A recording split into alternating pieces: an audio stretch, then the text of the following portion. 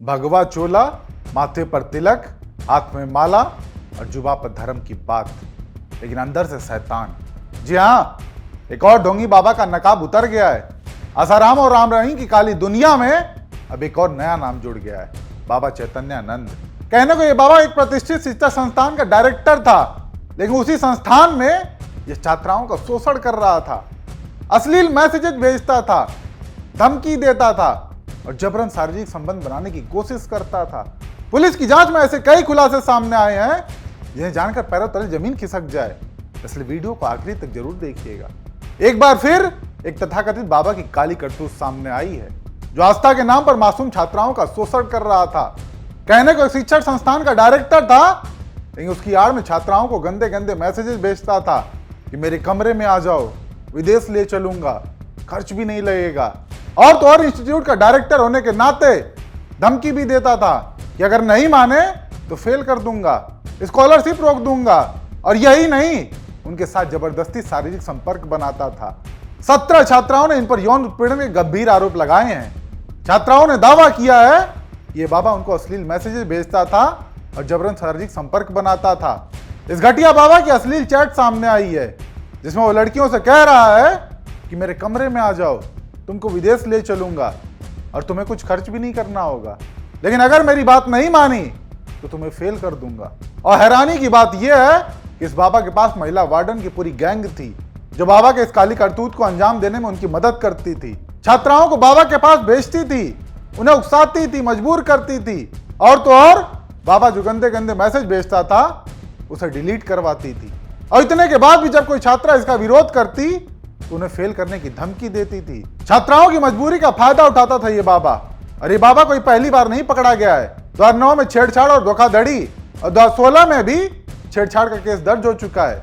इसके बावजूद इतने सालों से खुलेआम घूमता रहा, केस चलता रहा, लेकिन इसकी हरकत नहीं बदली। अभी जब खुद छात्राएं सामने आकर उत्पीड़न का आरोप लगा रही हैं, तब बाबा फरार हो गया। दिल्ली पुलिस की कई टीमें इसकी तलाश में जुटी हुई हैं। एयरपोर्ट पर भी नजर रखी जा रही है ताकि ये बाबा देश से बाहर ना भाग सके। बाकी ध्यान देने वाली बात, ये पहला बाबा नहीं है जिसकी ऐसी काली करतूत सामने आई है। आसाराम बलात्कार के मामले में दोषी, सजा काट रहे हैं। राम रहीम बलात्कार और हत्या के मामले में दोषी, वो भी सजा काट रहे हैं, लेकिन इनकी सजा भी बिल्कुल पिकनिक की तरह होती है। हरियाणा में चूंकि इसका अच्छा खासा प्रभाव है, तो बीजेपी सरकार इन पर खूब मेहरबान रहती है। ये जेल से ज्यादा समय बाहर ही बिताते हैं, पैरोल ही पैरोल। और एक और बाबा, निर्मल बाबा, इनकी कहानी तो अलग ही है। वो आपकी कृपा चाहिए बाबा जी। ये बताओ कि आप भैरव के गए कभी? भैरव के गया था बाबा जी। आपको पता है भैरव की बोतल चढ़ती है? हाँ जी, कभी चढ़ाई? चढ़ाई बाबा। अच्छा, ब्रांड कौन सा चढ़ाया था भाई? Blender Sprite. और खुद कौन सी पीते हो? खुद ही पीता मैं। तो भाई जो खुद पीते हो वही भैरव को चढ़ा रहे हो, बराबरी पर क्यों आते हो?